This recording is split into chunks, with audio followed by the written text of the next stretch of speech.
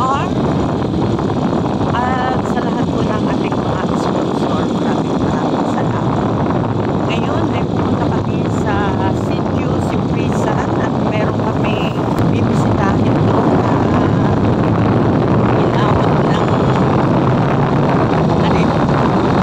bagyo ay na ginamaan po hindi ko ba kayo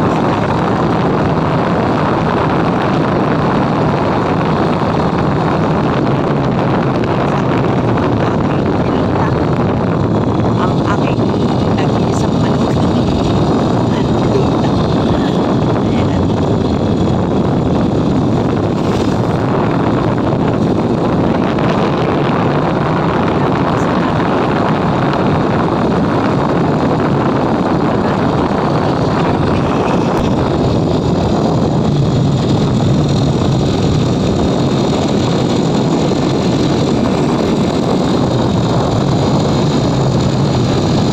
Lapit-lapit na.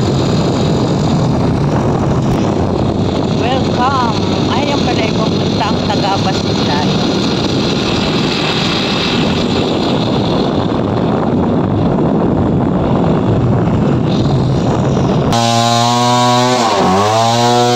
Ayan, magandang hapon po mga kalingap at ngayon ay naandito tayo sa bahay na nadagana ng puno ng niyog nitong nakaraang bagyo. Ayan, at pinuputol na po. Ayan. At ito po yung puno ng niyog na talagang nasira po ang bahay nila. Ayan. Butas na rin pala yan. Getay! Butas na rin. Ay palang dinaganan ay pinakang kwarto ano? Ha? Ari po. Ang nadaganan ng dati kwarto yan? Oo. Ayan po. Mabuti na lang po at nakalikas sila bago nangyari yung pagbagsak ng niyog. Ayan.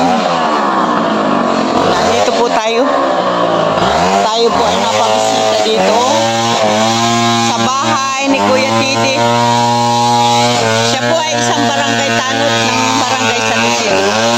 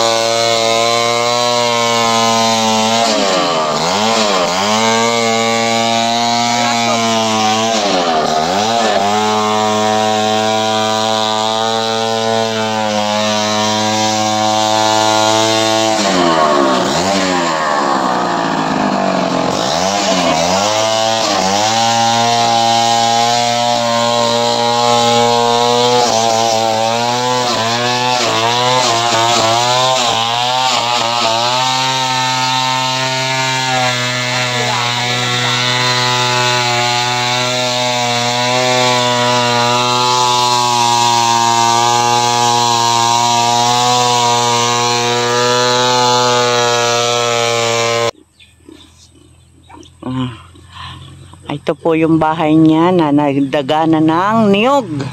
At yan po ay kay Kuya Tidi. Ayan si Kuya Tidi po. Kuya Tidi, pwede po bang malaman ano po ang nangyari sa bahay mo? Bakit ngayon ay nadaganan niya ng kwan? Ng punong ng niyog? Bagyo. Sobrang lakas ng bagyo. Kahit kami nakalikas agad.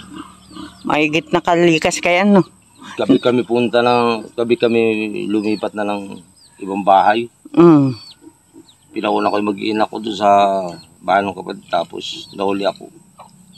Maayos pa naman nung alis namin. Nung kinabukasan tanghali mga alauna, sobrang lakas ng bagyo, bumagsak na dito. Oo. Ito po yung puno ng niyog. Naabot po ang kanyang bahay. Oo. Mabuti na lang at sila ay nakalikas bago nangyari ang pagbagsak ng niyog. At yan po pala ang pinakakwarto nila. At ayan pa yung katri na kanilang tinutulugan. Kinabukasan nga hapon ay pagbalik namin dito ay nabagsakan na, sira na. Kaya Ayan. naman ang tinitira namin bahay. Ay, oo. Eh, pinapayos ko na nga, papaayos. Ipaayos. Maayos pa. Ay, siguro ipalitan mo na. Papalitan na. Ano? Hmm. Ayan. Baka naman may gustong tumulong sa pagpapaayos ng kanyang bahay na nadagaanan ng niyog. Ayan. Konti na lang kulang mo sa kaho. May 2x2 ka na, oh. Ano? Layugan. So, kahit naman sabihin na may kahoy ka na, ang napakamamahal ng Mga materialis. materialis, ano? Sobrang mahal. Mapakong-pako na lang ay 85 ang kilo. Ayan. Eh hindi ka maka-duty ngayon? Eh, duty ako nung Lunes, hindi ako naka-duty. Gawa lang inintindi ko muna ito. Ay, oo. Tapos, sa Sabado, mag-duty naman ako. Siya po ay... Sa barangay, tapos kung nabalik na dito, tinitindi ko. Ayan po. Para kami may tiraan. Oo. Siya po ay isang barangay tanod at wala naman pong ibang hanap buhay. At pag siya po ay hindi naman naka-duty, nagpapataya sa waiting. Ayan. Dispatcher. Dispatcher din. Sa mga van. Oo. Ayan. Ito po ay nag-aaral pa yung mga bata. Ilan pa ang nag-aaral mong anak? 2 na lang. 2. Isang college, saka isang grade 9. Grade 9 yung bunso mo. Ano yung lalaki? Lalaki. Oo. Ayan, dito po sa kanilang lugar ay napakarami ng matataas na nyug. Nakakatakot po talaga, oh. Akalain mo bagang... Pagka kakalasin na lahat ito, babaguhin ang tayo sa madalang na nyug. Oo, doon sa mga na pati. Kahit ganito din kalaki, basta maayos lang. Oo man. Wasak na wasak, oh. Dami ng mga sirang-giro saka mga tabla. Ay, kuya, ikaw ba may panawagan? Wala na. Wala. Bahala na ang Diyos. Bahala na ang Diyos. Ayan. At ito nga po, nabisita natin. Tinanong naman natin si kuya kung pwede nating i-vlog ang nangyari sa kanyang bahay. At nakita po natin ang sitwasyon.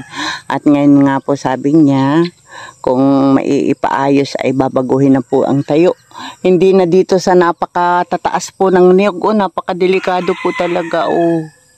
Mabuti na lamang at sila ay nakapunta sa ibang bahay bago nangyari yung pagtumba ng niyog sa kanilang bahay. Ano kuya? Muntik na. Muntik na. Ay dito pa man din sa kwarto mo. Ayan. Ay siya, Kuya Tidi, ako ay may dalang 3 kilong bigas. May green. Ano? Oo, ayan. At atin pong bibigyan ng si Kuya Tidi at hindi po ngayon makapaghanap buhay. At nag-aasikaso po nitong bahay niyang nadaganan ng niyog. Ba't di mo pa pinaputol, Kuya, yung doon? Yung duloy doon. Bukas na namin tatanggalin yan. Hindi kaya ng isang tao. Ayan, Kuya Tidi, ayan ay yung ating blessing ay galing kay Sis Irene DB. Ayan, nagpadala siya ng, ngayon baga talagang pangsaing yung ating tumutulong sa atin na sponsor. Ayan, nagpadala ng pangbigas. Ay ang ginawa ko, hinati-hati ko baga para marami ang mabahagihan. Ayan, Kuya Tidi, ito ay galing kay Sis Irene DB. Ayan, tingnan mo, Kuya, kung ano yan. Ayan, di may pansain ka na. Sis Irene. Maraming salamat po. Kay Sis Irene, magpasalamat ka. Sis Irene, salamat. Ayan. Sa mga biyayang binigay mo. Ayan, Sis Irene, siya yung una nating nabigyan ng blessing. Meron pa tayo. Ay, hindi nga lang ako basta makaalis din sa bahay. Sana marami pa kayo matulungan. Ayan. Harimhana. Kayo naman yate ang mag-asawa o tatlo? May kailangan kami 2 anak dito. Ay, 2 anak Yung mo. 2 nag-aaral. Ayan. Harimhanang pang hindi bilhin, ana. Oh. Ayan, Sis Irene, salamat ng marami sa blessing. Thank Salamat you. po. At nabisita natin, actually siya po ay aking pinsan. At nabalitaan nga po natin na siya po ay nadagana ng puno ng nyug ang bahay. At talaga pong siya ay pinag-aadya pa rin ng Panginoon dahil bago po nangyari yung pagbagsak ng puno ng niyog, siya naman po ay muntik ng tamaan ng lumilipad na yero dahil siya ay isang barangay tanod na nagre-rescue at dun nga sa kanyang nadaanan ay lumipad ang yero. Mabuti na lang at saan ba tumama? Sa sombrero? Duman, tapos diretso sa karsada. Duman sa uluan ko tapos diretso doon sa simento. Ay oo, ay kung napababa ay ano? Medyo napayo ko lang. Ayan po. Tapos Kaya, pagbalik ko dito nung hapon, ito naman bahay ko. yung bahay mo naman. Yan, nabagsakan na. Ayan. Ay siya, kuya. Salamat at ako ay nakapag-bisita sa iyo dito. Ayan, sana ito mga kahoy na pinaputol mo ay magawa mo na uling bahay. Ano? Malay mo, meron diyang mga gustong magpabigay mo lang kahit 1 kilong pako. Ano kuya? Oo. Ayan, salamat po. At talagang pinag-aadya rin pa siya ng Panginoon. Marami pa siyang mai-rescue at siya po ay isang barangay tanod. Ilan taon ka ng barangay tanod, kuya? 8. 8 na. Lampas ng 8 taon. Magkano inakita mo isang buwan? 1.8 ang isang buwan. 1.8. Arimhanan pa, ano? May gisa walang inaintay, ano? Ayan. Maraming salamat, kuya. At kami magpapaalam na. Bye-bye. Salamat po. Ayan, bye-bye. Dawa-awa ang nangyari sa bahay, oh. Pero pasalamat pa din po. Talagang yun lang ang nangyari. Hindi po sila nadaganan at sila po ay nakalikas na bago nangyari yan. Ayan, napakatataas po ng niyog. Nasa ilalim sila ng niyog, tapos nasa ilalim pa siya ng puno ng mangga. Ayan. Kami po magpapaalam na. Maraming salamat, Sis Irene, sa blessing. At tayo ay nakapag-abot ng blessing. Siya po ay wala pang hanap buhay sa ngayon dahil nag-aasikado po siya ng bahay nila na nadagaanan ng niyog. Ayan. Kami ay lalakad na kung saan naman kami makarating. Ayan. Maraming salamat. Shoutout po kay Kuya Bal Santos Matubang, Ate Eda Vlogs, kay Kalinga Prab, at magandang hapon po sa inyong lahat.